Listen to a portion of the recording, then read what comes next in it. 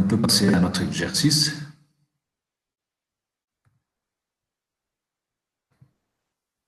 Alors, l'exercice suivant. Encore celui-là, c'est plus long. Alors, donc, on va faire ce deuxième exercice, toujours dans le même sens. Alors, on vous indique, ici, on vous oblige de calculer, c'est-à-dire la question, c'est de calculer I en appliquant le théorème de Taylor, parce qu'on peut, on peut utiliser d'autres méthodes, mais ici, c'est, on vous oblige, on vous dit obligatoirement de travailler avec Thévenin. Donc, calculer le courant I qui circule dans R4 en appliquant le théorème de Thévenin. Alors maintenant, avec le premier exercice, si on a bien compris le premier exercice, on devrait faire ça très facilement. Alors, je vous accorde quelques minutes.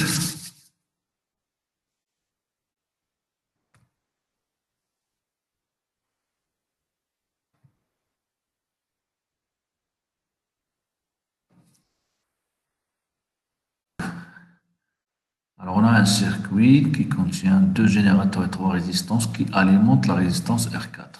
Donc, la résistance R4 ici, elle reçoit un courant qui provient de tout ce circuit-là. Donc, on va chercher l'équivalent de Thévenin de ce circuit, c'est-à-dire, on a R1, E1, nous avons R2, nous avons R3 et E2, et on cherche l'équivalent de Thévenin de tout ça. Donc, R Thévenin, alors si je fais un court-circuit ici et un court-circuit ici, il reste R1, on parle avec R2, on parle avec R3. Donc, R Thévenin est égal à R1, on parle avec R2, on parle avec R3. Alors ici, ce n'est pas la peine de calculer le calcul analogique puisque vous avez des valeurs numériques. Donc, on va tout simplement écrire. Alors, R1, c'est 100 ohms. On parle avec R2 qui est égal à 50. En parallèle avec R3 qui est égal à 100. Alors là, c'est pareil. Au lieu de calculer 100 en parallèle avec 50, il serait plus judicieux de calculer d'abord 100 en parallèle avec 100. Donc 100 en parallèle avec 100. Et le résultat sera en parallèle avec 50. 100 en parallèle avec 100, c'est 50. R en parallèle avec R, ça donne la moitié, c'est R sur 2. Donc 50 en parallèle avec 50, c'est la moitié, c'est 25. Donc sans faire de calculatrice, donc on a moins de risque de faire des erreurs si on calcule de cette manière. Donc R Thévenin égale 25, c'est en ohms, donc c'est 25 ohms. Donc R Thévenin égale 25 ohms. Alors ensuite, nous allons calculer donc E Thévenin. Alors je vais effacer ici.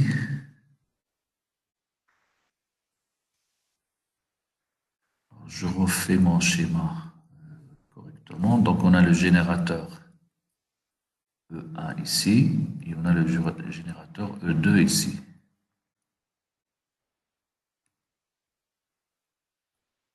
Alors on va calculer cette tension VAB0 qui est égale à ET. Donc ici, je n'ai pas de courant puisque j'ai débranché la charge R4, donc I égale 0 ici. Donc le circuit, alors si on regarde ça, VAB0, alors VAB0 c'est la tension ici, c'est la tension ici, c'est la tension ici, c'est la même, hein, puisque ici c'est la même ligne, c'est le même point, c'est le même potentiel. Tout ça c'est le point A si vous voulez, tout ça c'est le point B. Hein, donc une ligne c'est équipotentiel, donc j'ai le même potentiel ici. Donc la tension de ce point-là jusqu'à ce point-là, c'est la même ici, c'est la même ici. Donc ici, on peut déjà penser à appliquer le théorème de Millman. Donc on va appliquer Millman pour calculer cette tension. Donc, qu'est-ce qu'il dit la loi de le théorème de Millman? Il dit que dans ce cas-là, VAB0 sera égal, donc E1 sur R1, plus, alors ici, j'ai un fil dans une patte générateur, c'est comme si c'était un générateur de 0, plus ici un générateur, alors il faut faire attention, les générateurs sont tous dans le sens moins en bas et plus en haut, parce que sinon on va faire moins. Donc c'est plus E2 sur R3, alors ça c'est R3 ici, le tout divisé par 1 sur R1 plus 1 sur R2 plus 1 sur R3. Alors ça fait, donc E1, ça fait 10 sur R1 qui est égal à 100, plus 0, plus E2 qui est 5 sur R3. 2 sur R3, alors R3 c'est égal à 100, déjà on a le même dénominateur en haut, sur, alors 1 sur R1, c'est-à-dire 1 sur 100, plus 1 sur R2, donc c'est 1 sur 50, alors 1 sur 50 c'est égal à 2 sur 100, c'est la même chose, plus 1 sur R3, c'est-à-dire 1 sur 100. Donc, tout est divisé par 100, donc on peut simplifier tout ça, on va dire c'est 10 plus 5 sur 4. 1 plus 2 plus 1 sur 4. Ça fait 15 sur 4. Donc, ET venant, oui. R2, c'est 50. Pardon? R2, 1 sur Oui. R2. R2, c'est 50. 1 sur R2, oui, c'est 1 sur 50. Alors, 1 sur 50, c'est égal à 2 sur 100. 1 sur 50, c'est la même chose que 2 sur 100.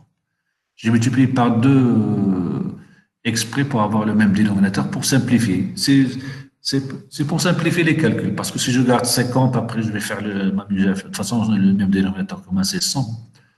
C'est pour simplifier les calculs. Sinon, vous allez avoir, vous allez dire 10 sur 100, c'est 0,1, plus 5 sur 100, c'est 0,05 sur 0,001. Donc, ça marche toujours, hein, mais c'est là, vous allez utiliser de la calculatrice, alors qu'ici, je ne vais pas utiliser de calculatrice. Donc, finalement, j'ai 10 plus 5, c'est-à-dire 15 sur 1 plus 2, donc ça fait 15 sur 4. Donc, ET venant, c'est 15 sur 4.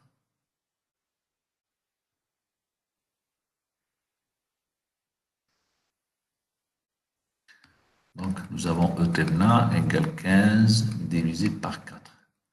Alors, 15 divisé par 4, c'est-à-dire 7,5 sur 2. Donc, la moitié de ça, ça fait 3. Alors, 3,5 plus 0,5, c'est 3,75 si je ne me trompe pas. En volts, est-ce que c'est ça ce que vous avez trouvé? Donc, RT20, c'est 25 ohms et ET20, c'est 3,75. Donc, finalement, notre montage devient le montage final. Ici, j'ai RT venant, ici, j'ai ET venant, ici, j'ai R4. Donc, le courant, on nous a demandé le courant qui descend dans ce sens I. Donc, I est égal ET venant sur RT venant plus R4. Donc, égal 3,75 en volts divisé par RT venant plus R4. Donc, ça fait 25 plus R4, c'est égal à 100. Donc, 100 plus 25, c'est-à-dire sur 125. Donc, I égale, si vous avez le résultat, 3,75 sur 125, vous faites le calcul.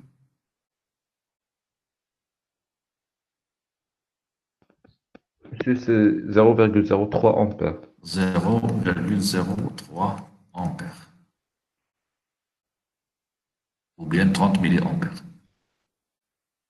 Voilà donc l'application du théorème de Thévenin pour calculer ce courant I dans R4.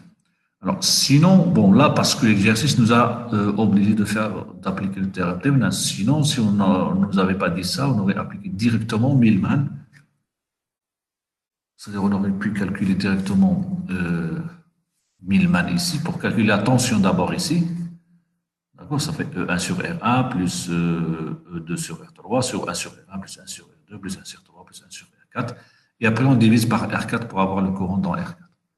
Ça aurait été peut-être plus rapide et plus simple. Alors, je regarde s'il y a des questions sur le chat. Monsieur, Oui, si on peut utiliser le théorème de Thévenin à deux fois, on calcule Thévenin 1 oui. et on calcule Thévenin 2. Oui, bien sûr. Donc, on peut utiliser Thévenin aussi. C'est-à-dire, on peut décomposer le théorème de Thévenin, c'est-à-dire, je retrouve mon schéma. C'est-à-dire, je peux par exemple appliquer Thévenin ici pour trouver l'équivalent de celui-là, et après j'applique Thévenin ici, il sera plus simplifié. Soit on peut faire comme ça, soit quand j'ai appliqué Millman pour calculer la tension ici, c'est-à-dire quand j'ai débranché, j'aurais aussi pu appliquer un autre Thévenin ici pour calculer cette tension ici. Donc on peut appliquer 2 fois Thévenin, ou bien on peut appliquer une fois Thévenin et bon. C'est-à-dire que l'exercice nous demande d'appliquer Thévenin, donc il faut appliquer Thévenin, mais ce n'est pas obligatoire de l'appliquer en 2 temps, mais c'est mieux aussi, c'est faisable. Donc moi j'ai choisi d'appliquer Thévenin ici, et après pour calculer le Thévenin, j'ai utilisé Millman, mais on peut appliquer aussi 2 fois Thévenin. Monsieur, Donc oui, est-ce qu'on ne peut pas appliquer le diviseur tension pour obtenir VAP0, pour le calcul de VAP0 d'accord. au lieu de 1000 Alors, d'accord. Donc ici,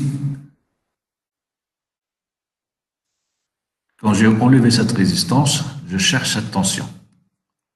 Alors, est-ce que je peux appliquer le diviseur de tension ici?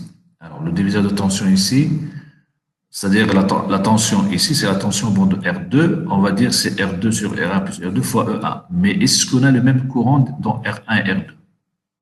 Ça, le diviseur de tension, il faut avoir le même courant. Quand j'applique un diviseur de tension, j'ai 2 résistances en série. C'est-à-dire que cette tension, elle peut être divisée en celle-ci plus celle-ci, c'est le même courant. Ici, ce n'est pas le cas. Parce que le courant qui arrive ici, supposons que j'ai un courant ici, il va se diviser ici et ici. C'est ouvert ici et égal 0, mais ici, il y a un courant qui circule ici. Donc le courant qui passe ici n'est pas le même que celui-là. Donc dans R2, je n'ai pas le même courant que dans R1. D'accord? Oui, Je ne monsieur. sais pas si vous... Voilà, donc ici, j'ai un nœud, mais donc le courant n'est pas le même. Et monsieur, pour la dernière maille, là où on a E2 et R3, et Alors, VAP, attendez que j'efface Voilà, donc, vous répétez ce que vous voulez dire? dans la dernière maille, R3, Oui. E2, Oui, R3. Alors la maille R3, E2, oui. on ne peut pas appliquer le diviseur tension dans cette maille. Diviseur de tension, mais Pour calculer c'est-à-dire E2, il se divise en... Alors, un diviseur de tension, c'est 2 résistances. Alors R3, laquelle c'est la deuxième? Oui, c'est vrai. D'accord? Donc il faut 2 résistances. Donc je rappelle le diviseur de tension, j'ai soit une structure comme ça, d'accord? Donc cette tension qui se divise, ici j'ai R2, donc la tension au bord de R2, c'est R2 sur R1 plus R2 fois E. D'accord? Soit, des fois, j'ai quelque chose comme ça. J'ai cette tension qui s'appelle V, et je cherche cette tension qui s'appelle V2, par exemple, ici c'est R2. C'est la même chose. Ça et ça, c'est la même chose. D'accord? C'est-à-dire V, ici, entre ce point et ce point, je le retrouve ici. C'est-à-dire, au lieu de plier le fil ici, on a laissé toute la ligne horizontale. Donc, ici, si j'ai une autre résistance ou un autre circuit ici, c'est fini, je ne peux plus appliquer le diviseur de tension. Alors ici, c'est pareil, si j'ai un générateur ou une autre résistance, etc. Comme ça, je ne peux pas parler de diviseur de tension parce que je n'ai pas le même courant qui circule dans les deux résistances. Donc, un diviseur de tension, il faut toujours s'assurer qu'on a les mêmes courants. Ce sont 2 résistances en série, parcourues par le même courant. Donc, ce courant provoque une tension R ici, une tension. Alors R1 ici, R2 ici, et la somme c'est V. Donc c'est le même courant qui passe dans les deux. Je peux avoir un diviseur de tension comme ça aussi.